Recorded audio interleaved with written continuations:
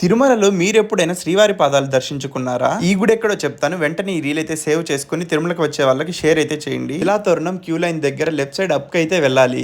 ఇదే రూట్ లో మనకు శిలాతోరణం, చక్రతీర్థం, ధర్మగిరి అండ్ శ్రీవారి పాదాలు అయితే ఉంటాయి. ఇక్కడికి వెళ్లే రూట్ అంతా ఫుల్ అడవి కాబట్టి లొకేషన్స్ మాత్రం భలే ఉన్నాయి. నేను అక్కడికి వెళ్లే టయానికి ఫుల్ రష్ అయితే ఉన్నారు శ్రీవారి పాదాల దగ్గర.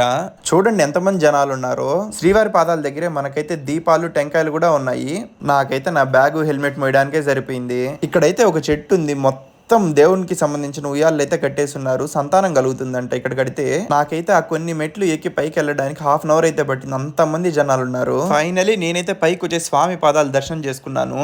చూడండి శ్రీవారి పాదాలు ఎంత పెద్దగా ఉన్నాయో. అలానే ఇక్కడ నుంచి చూసే శ్రీవారు ఉన్న బంగారు గుడి అయితే చాలా బాగా కనపడుతుంది. తిరుమల మొత్తం చూడొచ్చు ఇక్కడ నుంచే.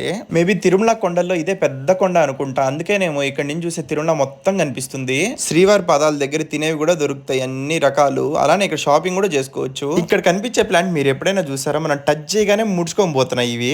ఈ ప్లాంట్ ని shame plant or touch me not plant అంటారంట. రిటర్న్ వచ్చేటప్పుడు అయితే ఫస్ట్ టర్న్ లోనే ఈ లొకేషన్ అయితే చూసాను. భలే అనిపించింది నాకు.